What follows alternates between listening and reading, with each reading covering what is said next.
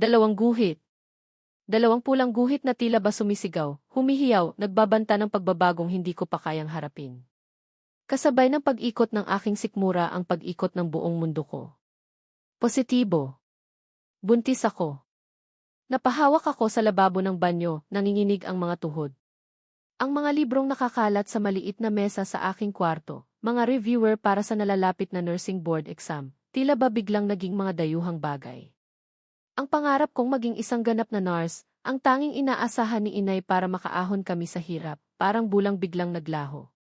Hindi ko alam kung gaano ako katagal na nakatulala roon, ang tanging naririnig ko lang ay ang malakas na pintig ng aking puso at ang paulit-ulit na bulong sa aking isipan. Paano na? Paano si inay? Paano si George? Si George. Ang aking minamahal, ang inspirasyon ko sa bawat araw. Ang lalaking nangako ng walang hanggan. Paano ko sasabihin sa kanya ito? Paano niya ito tatanggapin?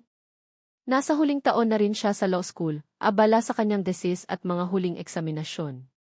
Ayokong maging pabigat. Ayokong masira ang mga pangarap niya dahil sa akin. Humugot ako ng malalim na hininga, pinilit kong pakalmahin ang sarili ko. Kailangan kong makausap si inay. Siya lang ang makakaintindi. Siya lang ang kakampi ko. Dahan-dahan akong lumabas ng banyo, hawak pa rin ang pregnancy test kit na tila ba isang mainit na bakal na nakapapaso sa aking palad.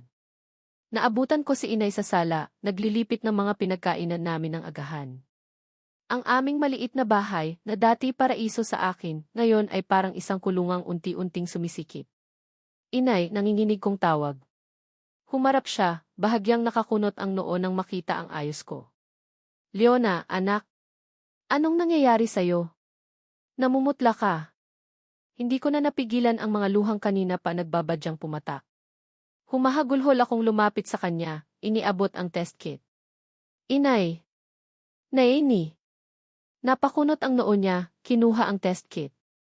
Sandaling katahimikan ang namayani na binasag lamang ng aking mga hikbi. Nakita ko kung paano unti-unting nagbago ang ekspresyon sa kanyang mukha, mula sa pag-aalala, napalitan ng pagkalito, hanggang sa galit. Isang galit na hindi ko pa nakita sa kanya kailanman. Ano to, Leona? Mariin niyang tanong, ang bawat salita ay parang latay sa aking puso. Inay, buntis po ako, halos pabulong kong sagot, ang mga mata ay nakatungo sa sahig na semento. Isang malakas na sampal ang dumapo sa aking pisngi. Napahawak ako roon, gulat at hindi makapaniwala.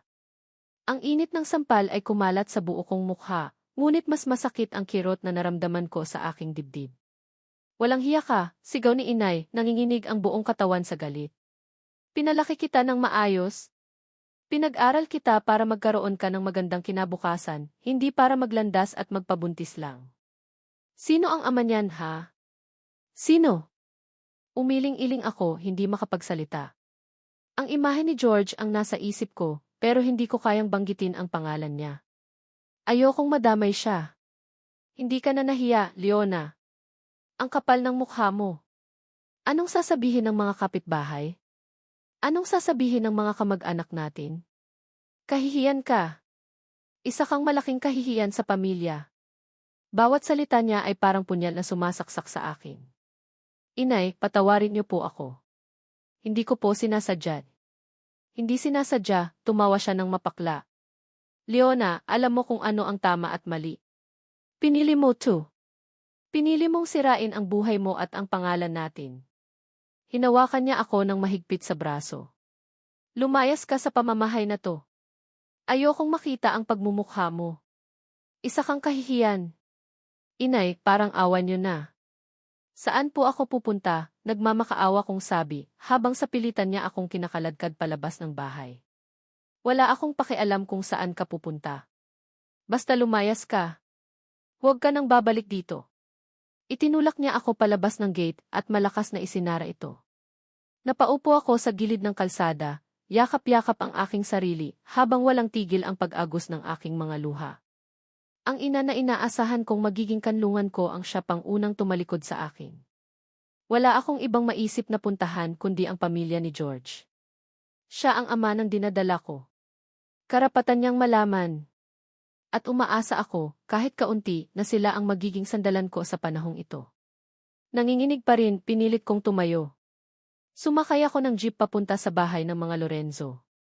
Ang mansyon nila, na dati lugar ng masasayang alaala namin ni George, ngayon ay parang isang malaking palasyo ng hukom na magbibigay ng hatol sa aking kasalanan.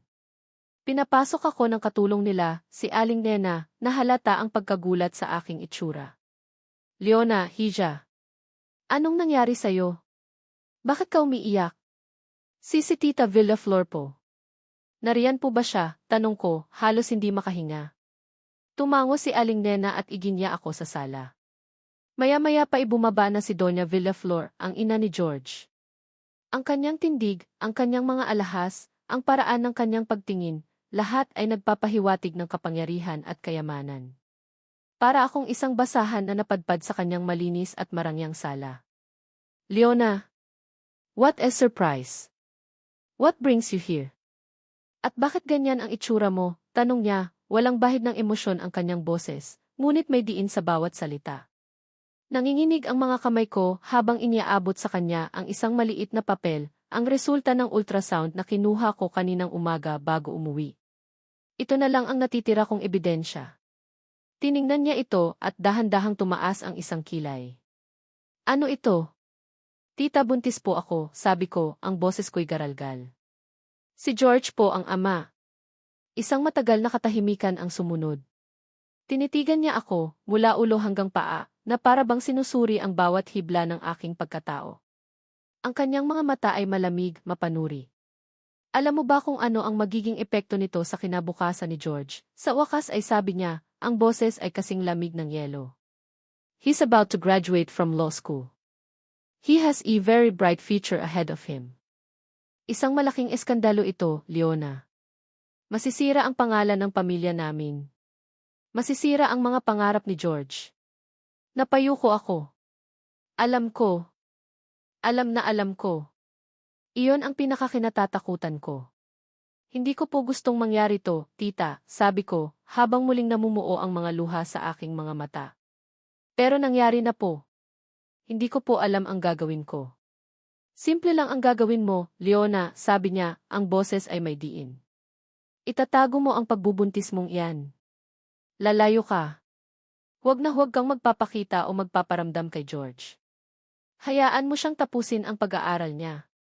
Hayaan mo siyang tuparin ang mga pangarap niya. Para akong binuhusan ng malamig na tubig.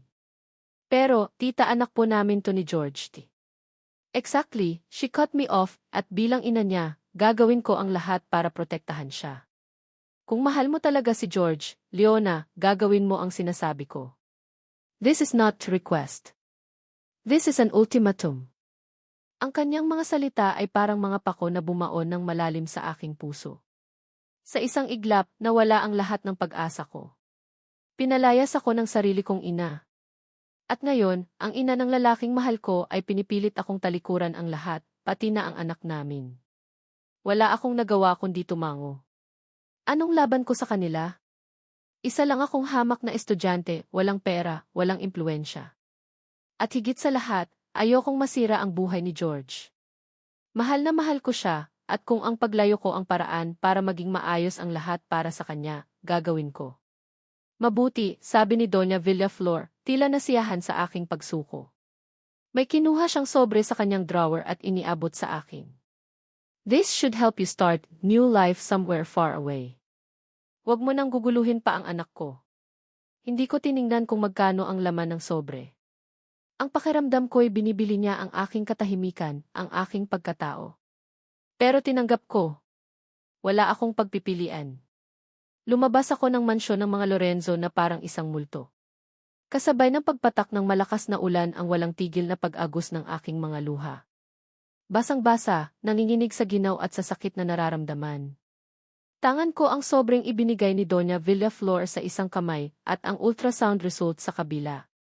Ang maliit na larawan ng isang tuldok sa loob ng aking sinapupunan, ang tanging alaala ng pagmamahalan namin ni George, at ang simbolo ng aking kahihiyan at pag-iisa. Nakatayo ako sa gitna ng ulan, hindi alam kung saan tutungo. Ang langit ay umiiyak kasama ko. Wala na akong pamilya. Wala na akong kasintahan. Wala na akong pangarap. Tanging ang maliit na buhay na ito sa aking sinapupunan ang natitira sa akin. At kahit gaano kasakit, kahit gaano kahirap, kailangan kong mabuhay para sa kanya. Naglakad ako ng walang direksyon, ang bawat hakbang ay pabigat ng pabigat. Ang sakit, ang galit, ang takot, lahat ay naghahalo-halo sa aking dibdib. Bakit ganito kasaklap ang sinapit ko? Bakit kailangang danasin ko ang lahat ng ito ng mag-isa? Ang tanging sigurado lang ako, sa gitna ng rumaragasang ulan at ng aking nagdurusang puso, ay kailangan kong lumayo. Para kay George. Para sa anak ko. At para sa sarili ko, na kailangang matutong tumayo sa sarili kong mga paa, kahit pa ang buong mundo ay tila ba tumalikod na sa akin.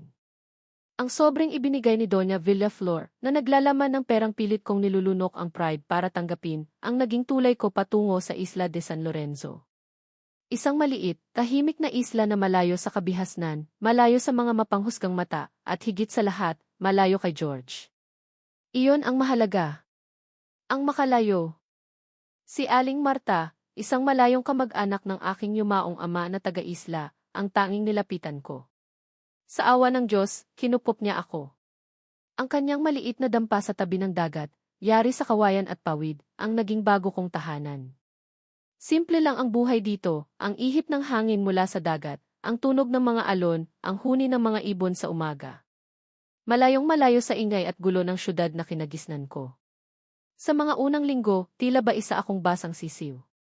Laging nakatulala, iniisip ang lahat ng nawala. Ang mga pangarap kong unti-unting gumuho. Ang sakit ng pagtataboy ni inay. Ang lamig ng mga salita ni Doña Villaflor. At si George na walang kamalay-malay sa lahat. Gabi-gabi, yakap ko ang lumang t-shirt niya na naitago ko, niluluha ang pangulila at ang bigat ng sikretong pasan ko. Bakit ko nga ba pinili ang katahimikan? Paulit-ulit kong tanong sa sarili. Kasi iyon ang tama para sa kanya. Kasi mahal ko siya. At ang pagmamahal na iyon ang nagbibigay sa akin ng lakas, kahit pakasabay nito ang matinding kirot. Unti-unti, sinikap kong bumangon. Tinulungan ako ni Aling Marta na makahanap ng maliliit na pagkakakitaan.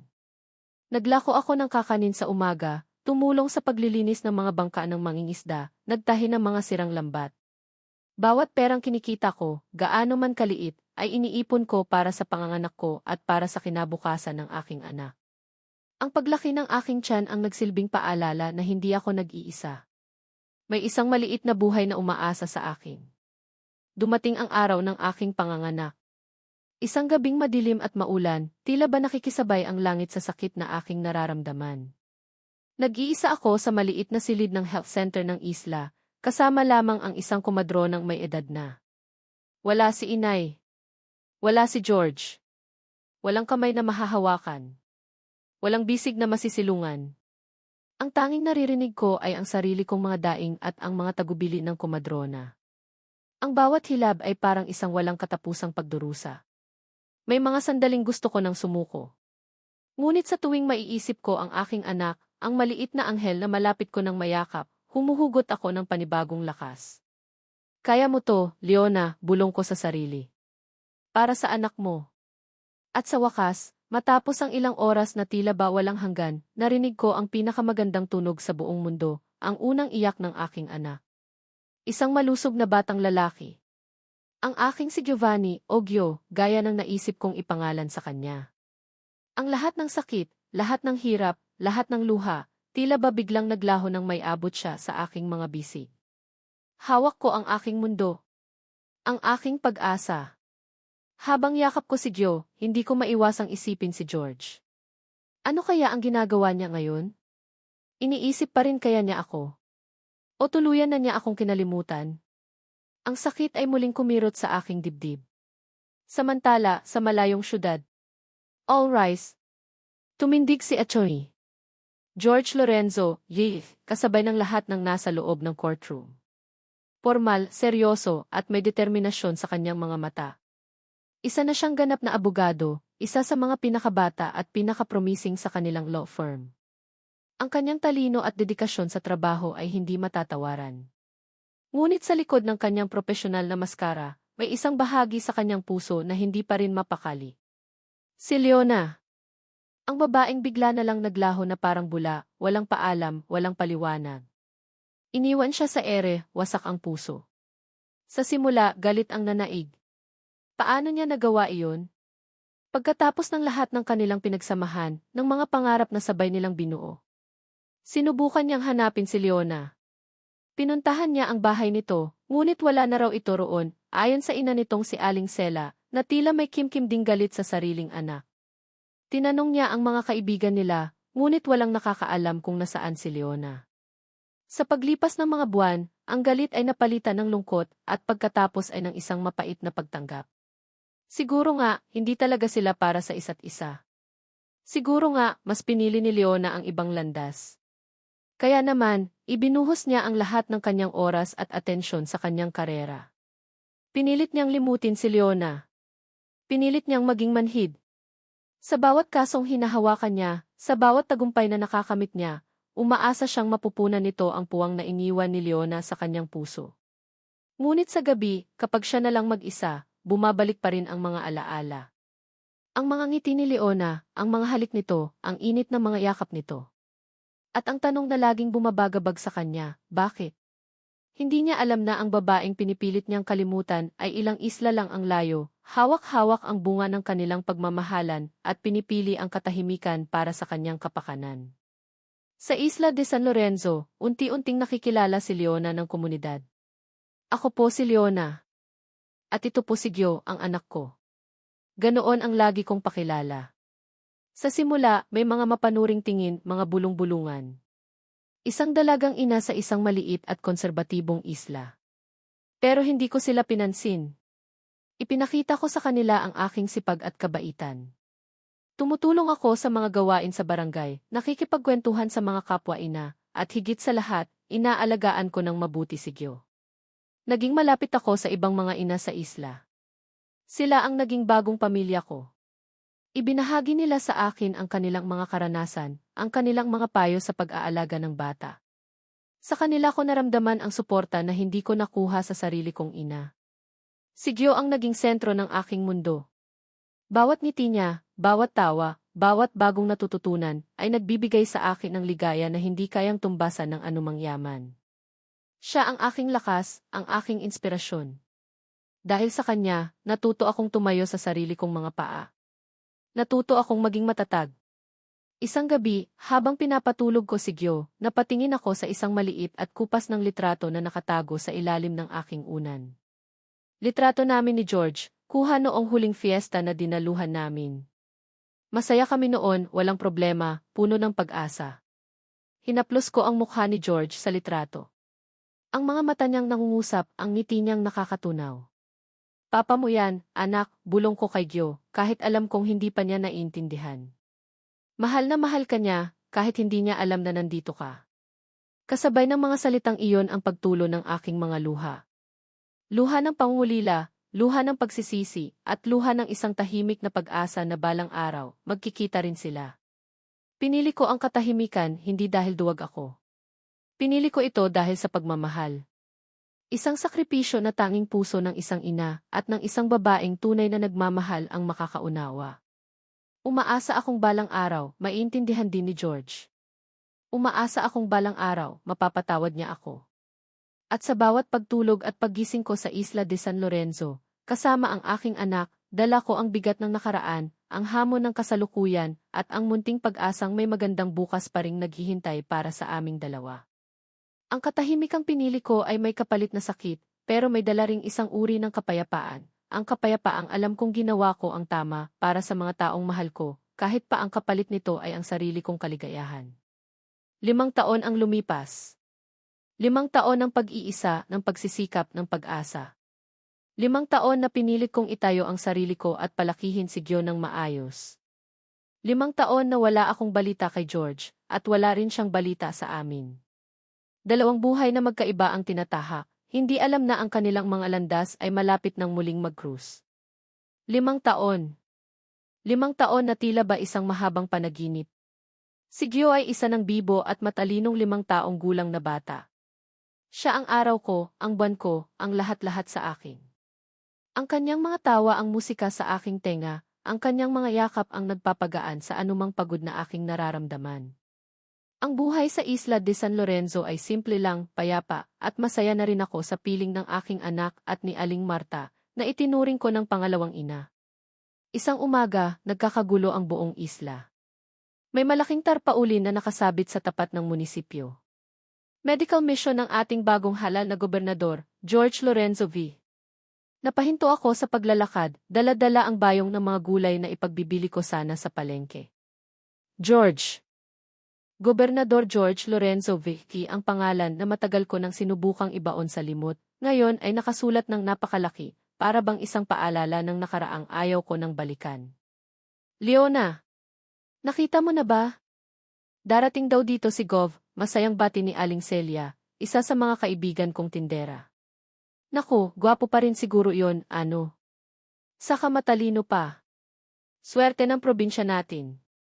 Umiti lang ako ng pilit. Hindi ko alam ang sasabihin. Ang puso ko'y biglang kumabog ng malakas. Ano ang gagawin ko?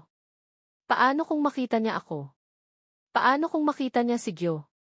Ang sumunod na mga araw ay puno ng paghahanda sa isla. Naglinis ang lahat, nagdekorasyon. May maliit na entablado na itinayo sa plaza. Ang lahat ay excited, maliban sa akin. Ako'y puno ng kaba at takot. Pinag-isipan kong huwag na lang pumunta, magkulong na lang sa bahay kasama si Gyo. Pero paano ko naman ipapaliwanag kay Aling Marta? Isa pa, kailangan ni Gyo ng check-up. Matagal na rin siyang hindi nadadala sa doktor. Dumating ang araw ng medical mission. Maaga pa lang ay marami ng tao sa plaza. May mga tolda para sa libreng konsulta, libreng gamot, at mayroon ding feeding program para sa mga bata. Dala-dala ko si Gyo, na tuwang-tuwa sa dami ng tao at sa mga lobong ipinamimigay. Nay. Gusto ko yon, turo ni Gyo sa isang stall na may mga laruan. Mamaya na, anak ha. Pila muna tayo para sa check-up mo, sabi ko, pilit pinapakalma ang sarili. Pilit kong iniiwasan ang tingin sa entablado, kung saan maya-maya lang ay magsasalita na raw ang gobernador. Habang nakapila kami, narinig ko ang bulungan ng mga tao. Ayan na raw siya. Parating na. Hindi ko napigilan ang sarili kong sumulyap. Isang konvoy ng mga sasakyan ang dahan-dahang pumasok sa plaza. At mula sa isa sa mga ito, bumaba ang isang lalaking matangkad, nakaputing polo barong, at may ngiti sa mga labi habang kumakaway sa mga tao. Si George. Parang huminto ang pag-ikot ng mundo ko. Ang hangin ay tila nawala sa aking mga baga. 5 taon. 5 taon, pero parang kahapon lang nang huli kaming magkita. Mas tumipuno siya, mas naging seryoso ang kanyang mukha, pero ang mga mata niyang dati puno ng saya at pagmamahal para sa akin, ngayon ay may bahid ng otoridad at lungkot.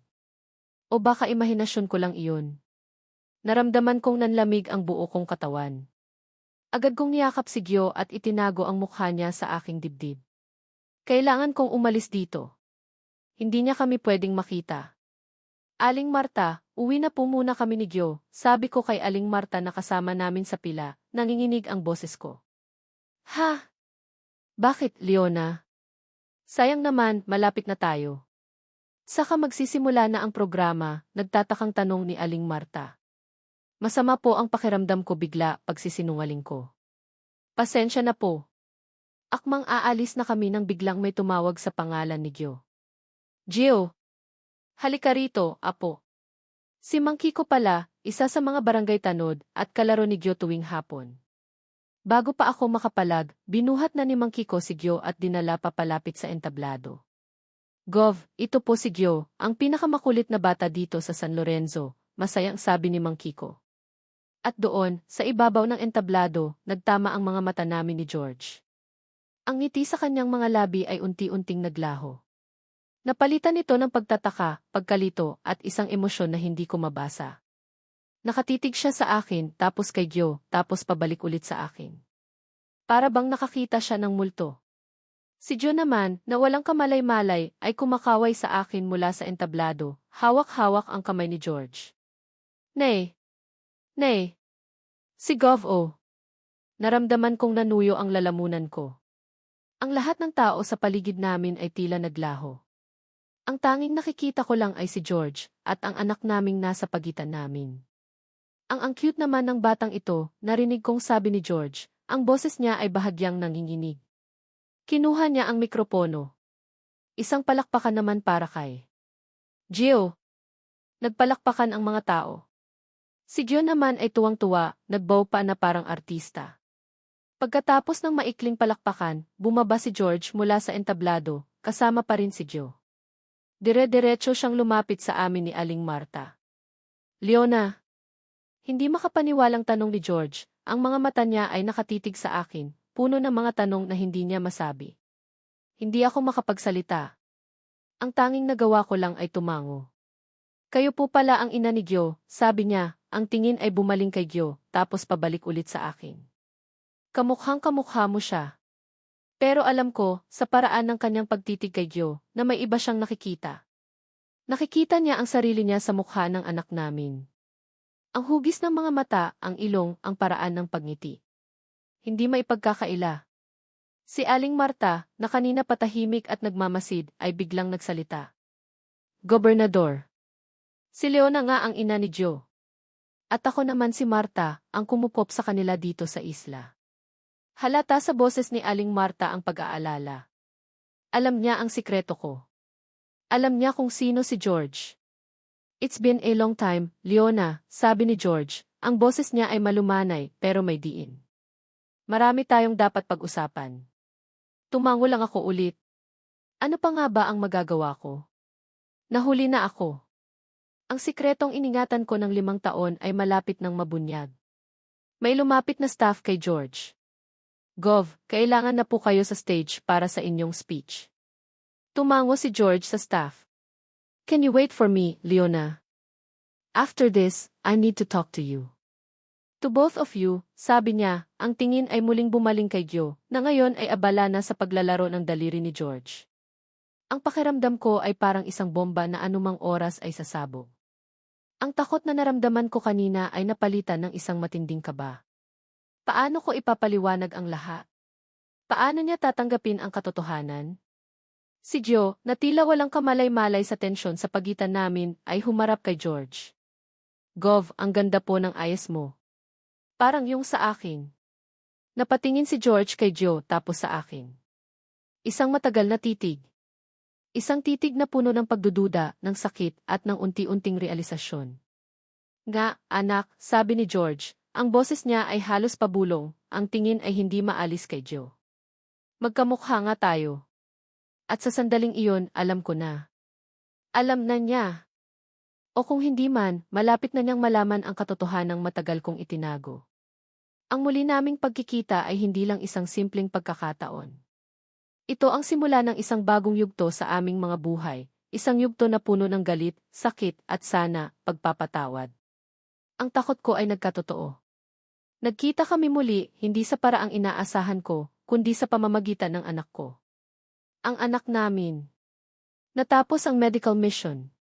Ang ingay ng mga tao, ang tugtog, ang mga anunsyo, lahat ay parang malayong ugong na lang sa aking pandinig. Ang tanging malinaw sa akin ay ang mga mata ni George, mga matang puno ng nagbabagang tanong, ng sakit, at ng hindi maipaliwanag na galit. Hinintay namin siya ni Aling Marta sa isang tabi, habang si Gio ay masayang kumakain ng ice cream na bigay ng isa sa mga staff. Nang sa wakas ay natapos na ang lahat ng kanyang opisyal na gawain, nilapitan kami ni George. Walang ngiti. Walang anumang bakas ng dating George na kilala ko. Ang nasa harap ko ngayon ay si Gobernador Lorenzo, isang taong may kapangyarihan, at isang ama na ngayon lang nalaman ang tungkol sa kanyang anak. Pwede ba tayong mag-usap? Sa mas pribadong lugar, mariin niyang tanong, ang tingin ay hindi maalis sa akin. Tumango si Aling Marta. Doon na lang tayo sa bahay, Gov. Medyo makalat lang po, pero mas makakapag-usap kayo ng maayos doon. Tahimik kaming naglakad patungo sa maliit naming dampa. Si George ay nasa tabi ko, si Gio naman ay hawak niya sa kabilang kamay, masayang nagkukwento tungkol sa mga isda na nakita niya kanina. Hindi ko alam kung ano ang tumatakbo sa isip ni George habang nakikinig siya kay Gio. Ang tensyon sa pagitan naming dalawa ay halos nahihipo sa sobrang bigat. Pagdating namin sa bahay, pinatulog muna ni Aling Marta si Gio sa maliit na silid. Naiwan kaming dalawa ni George sa sala, o mas tamang sabihin, sa maliit na espasyo na nagsisilbing sala, kainan at kung minsan ay tulugan. Ang katahimikan ay nakakabingi. Tanging ang tunog ng mga alon mula sa di kalayuan ang maririnig.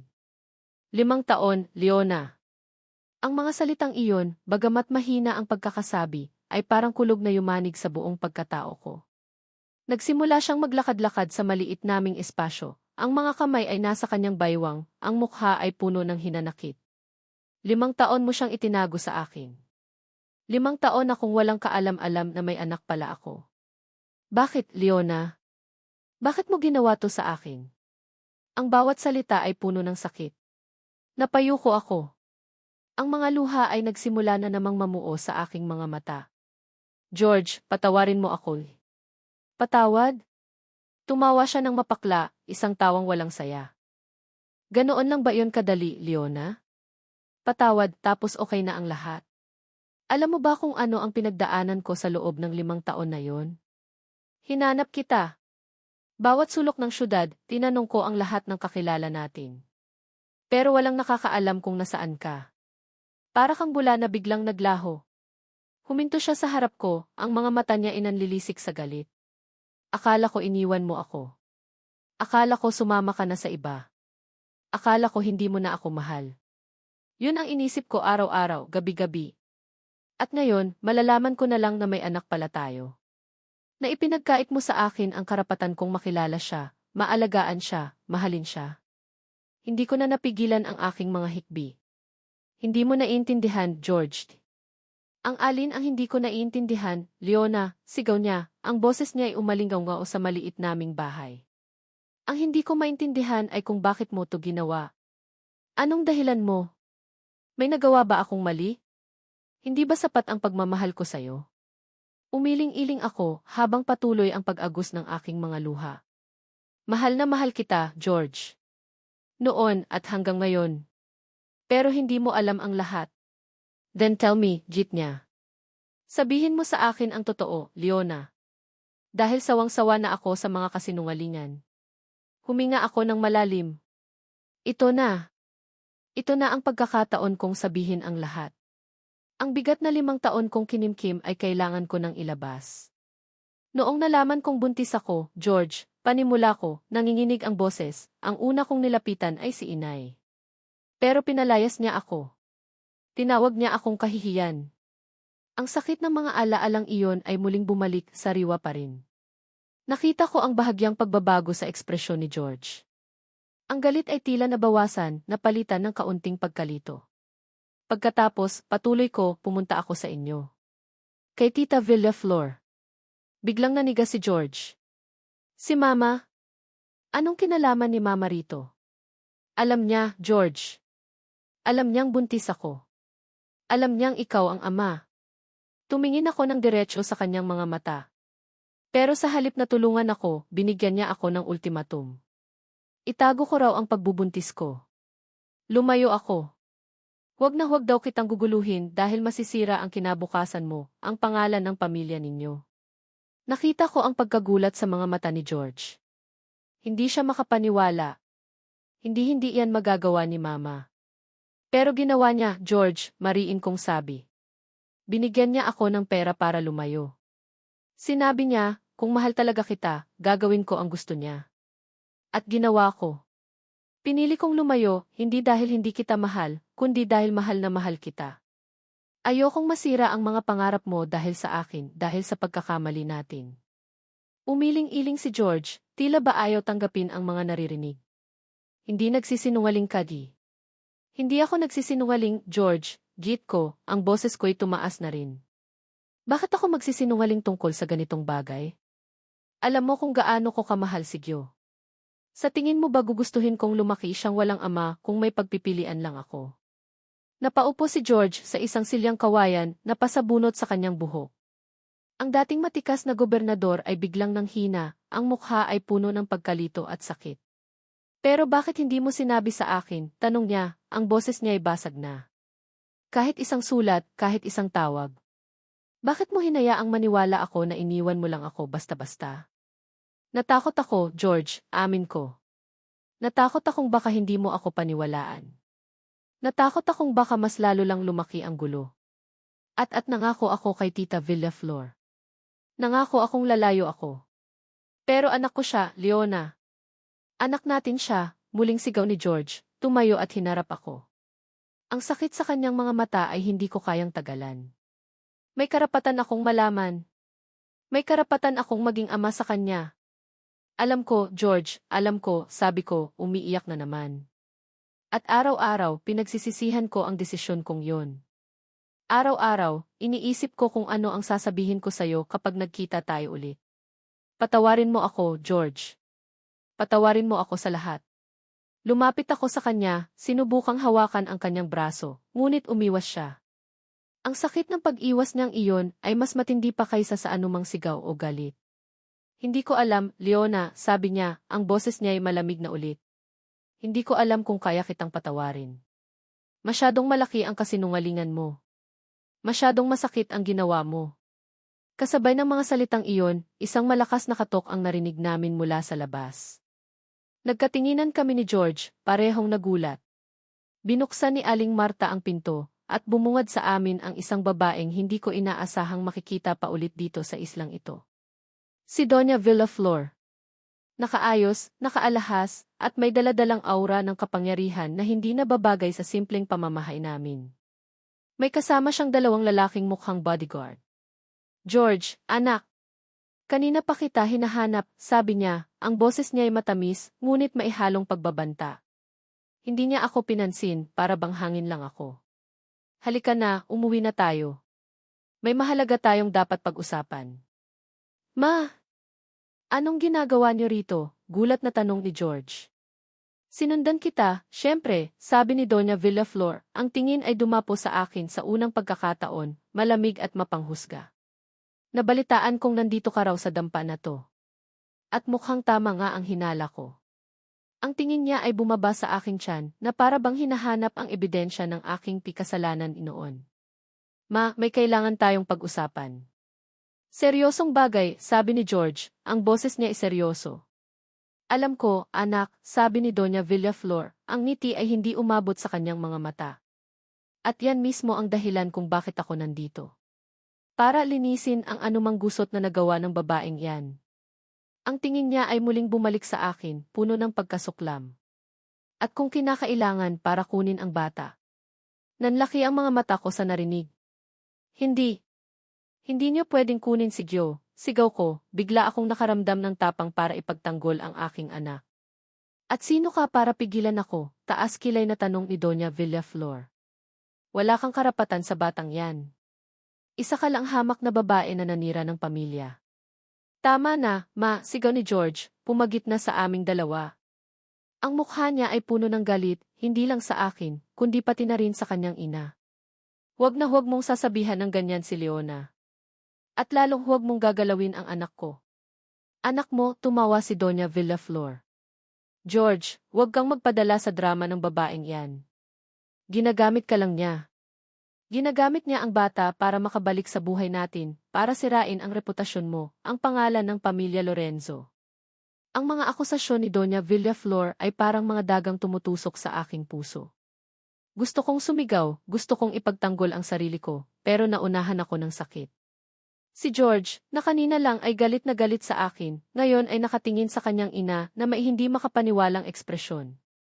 Ang pagkalito sa kanyang mukha ay mas lalong lumalim. Kailangan kong makausap si Leona, matayong dalawa lang, sabi ni George, ang boses niya ay matigas. Umuwi ka na muna. Mag-uusap tayo mamaya. Pero, George. Sinabi kong umuwi ka na, mariing utos ni George. Napilitang sumunod si Doña Villaflor, ngunit bago siya umalis, binigyan niya ako ng isang tinging nangangako ng mas marami pang gulo. Hindi pa tayo tapos, babae. Nang makaalis na si Doña Villaflor, muling bumalik ang katahimikan sa pagitan namin ni George. Ngunit ngayon, ang katahimikan ay mas mabigat, mas puno ng tensyon. Hindi ko alam kung sino ang paniniwalaan ko, Leona, sabi ni George, ang boses niya ay pagod na. Ang ina ko o ikaw, ang babaeng minahal ko pero niloko ako. Tumulo na naman ang aking mga luha. George, maniwala ka sa akin. Wala akong ibang hangad kundi ang kapakanan mo, ang kapakanan ni Gio. Umiling siya. Kailangan ko munang umalis. Kailangan kong mag-isip. Masyadong marami to para sa akin. Kinuha niya ang kanyang mga gamit at walang lingon likod na umalis sa aming bahay. Naiwan akong mag-isa, umiiyak, hawak-hawak ang piraso ng basag naming pangarap. Ang galit ni George, ang pagdating ni Doña Villaflor, ang takot na baka kunin nila sa akin si Joe, lahat ay sabay-sabay dumagan sa akin. Ang pagtatagpo naming muli, na akala ko'y magiging simula ng paghilom, ay naging simula pa lang pala ng mas matinding laban. Isang laban para sa katotohanan, para sa pagmamahal, at para sa karapatan kong maging ina sa sarili kong anak. Ang pag-alis ni George sa isla ay nag-iwan ng isang malaking puwang, hindi lang sa maliit naming dampa, kundi pati na rin sa puso ko at ni Joe. Si Joe, na sa maikling panahon ay naging malapit agad kay George, ay laging nagtatanong kung kailan babalik ang Tigov na kalaro niya. Ang bawat tanong niya ay parang karayom na tumutusok sa aking dibdib. Paano ko ipapaliwanag sa isang bata ang komplikadong sitwasyon ng mga matatanda? Lumipas ang ilang araw na walang anumang balita mula kay George.